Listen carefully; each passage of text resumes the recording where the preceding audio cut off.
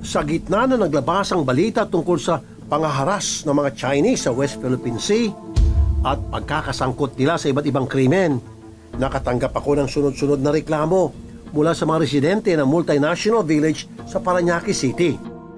Kahit saan daw kasi sila lumingon sa kanilang lugar, puro Chinese.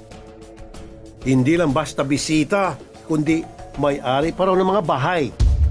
Kapag nagja-jogging pa raw sila, uniform o pare-pareha sa mga damit at ang mga gupit, white sidewall o pang-militar.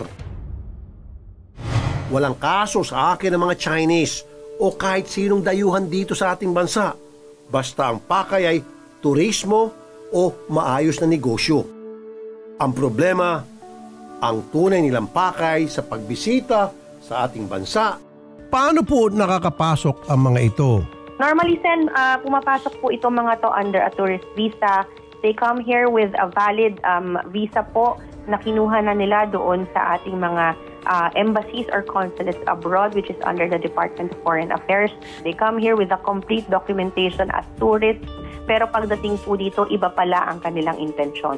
At ang iba sa kanila po ay may mga criminal record and yet nabibigyan pa rin po ng visa. Madalas po kasi kapag doon sa mga fugitives, pinapadala po sa atin ng kanilang government kapag nandito na yung foreign national na yon. That's why Commissioner Tancinco is actually requesting na mag-data sharing. Ipadala na po nila sa atin yung mga listahan ng mga high-profile fugitives nila para bago pa po pumasok, inaharang na po sa mga paliparan.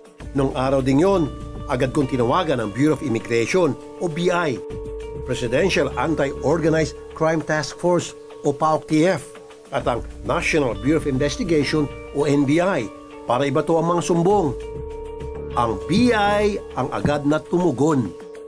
Kinabukasan din, naglatag sila ng plano kung paano pasukin ang exclusive village. At ang sumunod na araw, June 4, isinagawa na ng BI ang operasyon.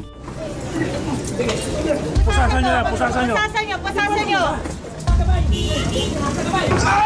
Bisipa eh! Umabot sa 37 Chinese nationals ang nasita sa mga business establishment sa village. Karamihan, walang maipakitang maayos na papeles. Kung meron man, peke. Ba't ka nandito sa Pilipinas? Bisita kami dito. Andiyan yung family namin dito. Ikaw mga to?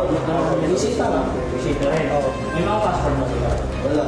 Ito merong license. Ha? You're working here? Sabi dito, Didis. Ha? Dito, Didis. Sinabi na nung mga employee dito na walang Pilipino, isa ka daw sa boss dito. Wala kang papel. No passport, ha? No passport. Okay, so you are now undocumented. Okay.